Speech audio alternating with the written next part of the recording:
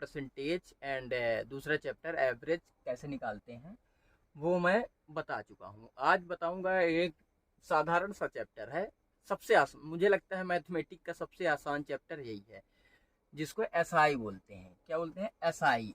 SI SI means simple simple interest. Simple interest, इसको हिंदी में साधारण ब्याज कहते हैं। हिंदी में इसको साधारण ब्याज कहते हैं। इसको जब हम लोग 6 क्लास में थे तो इसको निकालने का एक बेसिक सा फॉर्मूला बताया गया था कि साधारण ब्याज बराबर मूलधन गुणे दर गुणे समय बटा 100। ये फार्मूला हमको निकालने के लिए बताया गया था। तो देखते हैं साधारण ब्याज शॉर्ट फॉर्म में लिखते हैं एसआई बराबर P into N into R बटे 100। यहाँ पे जो पी है, P is a principal. P principal है, मीन्स मूलधन है। एन जो है टाइम है, समय है। एन जो है टाइम है, टाइम समय है कि हम कितने समय के लिए ये पैसा आपको उधार दे रहे हैं। आर जो है दर है, हमारे मूलधन का जो दर है वो आर मीन्स रेट है। अगर क्वेश्चन कैसे दिया जाएगा, साधारण क्वेश्चन आते हैं, इसमें कोई दिख जाता है कि क्या मूलधन है।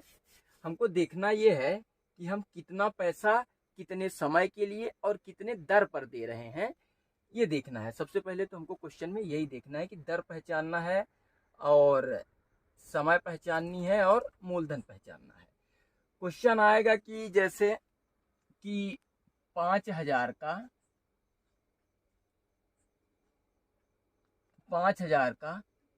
3 वर्ष के लिए 4% की दर से साधारण ब्याज जांच कीजिए। साधारण ब्याज जांच कीजिए।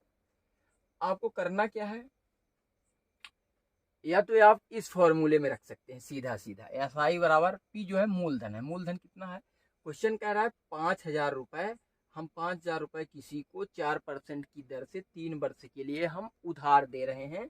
जब उसे हम लेंगे पैसा तो ये 5,000 लेंगे और इसके बाद जो ब्याज बनेगी वो हम अलग से लेंगे, जितना भी ब्याज बनेगी। समझ के चलिए, अगर इसकी ब्याज x रुपए बनती है तो हम उससे 5,000 प्लस x रुपए लेंगे। मीन्स 5,000 रुपए तो हम लेंगे ही लेंगे, जो ब्याज बनेगी वो भी उसी में हम जोड़ के उससे लेंगे। ठीक, तो इसको करना कैसे है? 5,000 मूलधन हो गया, कितने समय के लिए? 3 वर्ष के लिए, और कितने दर से? 4% की दर से, बटे में कितना लिखना है? 100। ये डबल ये कट गया और ये हो गया 4×3 12, और 12 में 50 का गुणा करेंगे आप तो 12×5 60, ये हो जाएगा 600। 600 हमारा एसआई हो गया। एसआई हो गया 600।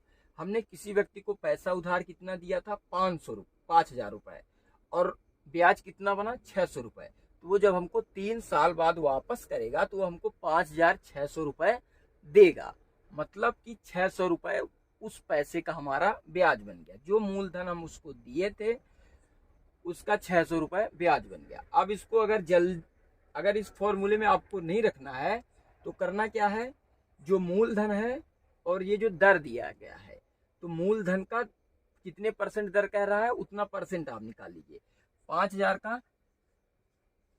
का 4% निकाल लीजिए। परसेंटेज हमने आपको निकालना बता दिया है कि किसी संख्या का जितना परसेंट कहा जाए उतने का गुणा करके डिवाइड 100 कर दीजिए। तो कितना? 4% कह रहा है, तो सबसे पहले हमको 1 वर्ष का निकाल लेना है। 1 वर्ष का निकालने के बाद जितने वर्ष का के लिए कहे उतने का गुणा कर देना है। 1 वर्ष के लिए निकालने के लिए 5 चौक 20, ये 200 हो गया। ये 1 वर्ष का 200 हो गया। अब कहे कितने वर्ष के लिए क्वेश्चन में रहा? 3 वर्ष के लिए, तो 3 का गुणा कर देंगे तो यहाँ भी 600 रुपए आ जाएगा। दूसरा क्वेश्चन इसी प्रकार 6,000 का 3 वर्ष के लिए 6% की दर से ब्याज कितना होगा? तो आपको करना क्या है, ये 2 शून्य से ये 2 शून्य कट कर देना है, और 6×3 18, और 18 में 60 का गुणा कर देना है, तो ये आपका आंसर हो जाएगा। 8 छंग 48 की 8 और 4 6 कम 6 4 10। ये हो गया आपका 6×18 में 60 का गुणा कर देंगे तो ये आपका हो गया ब्याज 1080 रुपए। 1080 रुपए आपका हो गया ब्याज। अगर इसी को आपको 1 वर्ष के लिए निकालना है, फिर तीन का गुणा कर देना है, तो आपको करना क्या है, 6000 गुणे कितना परसेंट, 6% की दर से कह रहा है, तो ये आप निकाल लेंगे 6 छांगा 36, 360 1 वर्ष के लिए आ गया, तो 3 का गुणा कर देंगे आप, तो ये 1080 रुपए आ जाएगा। इसका मतलब वो जब हमको पैसा लौटाएगा, जिसको हमने कर्जा दिया है, तो वो हमारा 6000 लौटाएगा और साथ में 1080 रुपए ऐड करके लौटाएगा। इसका मतलब हमको जब वो पैसा लौटाएगा तो हमको 7080 रुपए का देगा। ये जो टोटल होता है 6000 और ये जो मूलधन होता है और ये जो ब्याज होता है, अगर दोनों को जोड़ दें तो हमारा मिश्र धन हो जाएगा।